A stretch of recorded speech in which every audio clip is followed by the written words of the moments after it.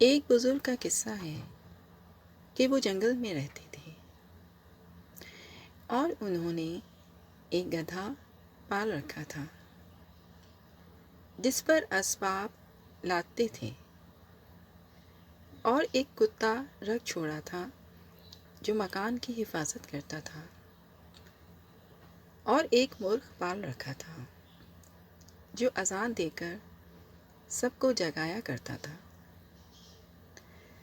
اللہ کی شان کہ ایک لومڑی آئی اور مرغ کو پکڑ کر لے گئی۔ ان کی بیوی رونے لگی کہ ہائے، مرغ جاتا رہا۔ شیخ نے فرمایا، رو مت، اسی میں بہتری ہوگی۔ اس کے بعد بھیڑیا آیا اور گدھے کو مار گیا۔ اس وقت بیوی پھر رنجیدہ ہوئی۔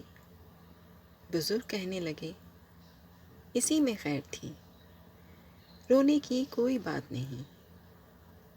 اور پھر اچانک کتا مر گیا تو بیوی پھر غمگین ہوئی۔ تو شیخ نے پھر فرمایا کہ غم نہ کرو، اسی میں بھلائی تھی۔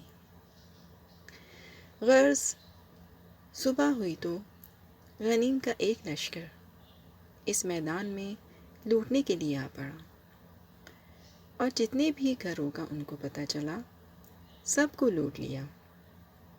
اب بجز ان بزرگ اور ان کی بیوی کے سب ہی کو گرفتار کر کے باندی بنا کر لے گئے۔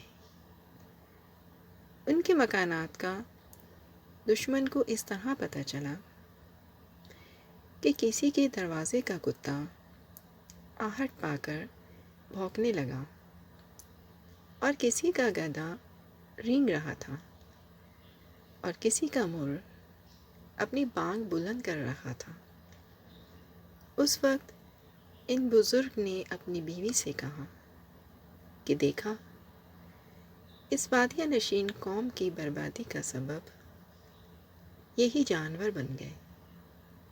بس خدا کا کتنا فضل تھا کہ ہمارے تینوں جانور پہلے ہی مر گئے،